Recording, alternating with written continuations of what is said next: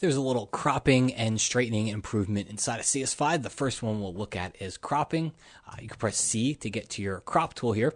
And let's just drag out the crop tool. I'm going to drag it over the entire image here. When I let go, the first thing you're going to see is we get this rule of thirds. Okay, we didn't have that. It's an overlay. You can see it up here in the options bar. You could set it to none if it bugs you.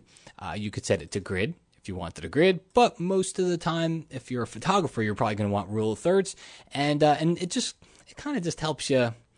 It kind of helps you compose while you're cropping. So an example here would be if I wanted to get this horizon line set on that bottom third here, I could just maybe tweak that a little bit. If I want to go wide, then I could just leave it as it is, or I would probably also have to bring that in. And then don't forget, let me bring this back up.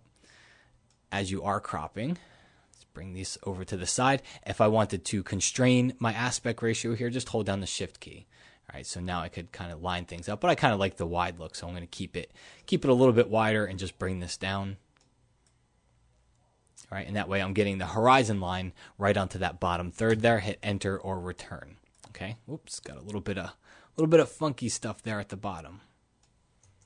All right, the other thing is straightening, and this one's a little bit weird. There's not an official straighten tool, but if you go over right under the crop tool, you're going to see the eyedropper. Grouped in with the eyedropper is the ruler tool. All right. So the way the ruler tool works is you just kind of click on something and drag. So here's the horizon line, right? So if I kind of over right there and I click and drag on that horizon line, because the horizon is what I want to be straight, right? So if I click and drag onto that horizon line, I let go, what you're going to see right at the top there is a little straighten button. Okay. So let's come up here and just click straighten.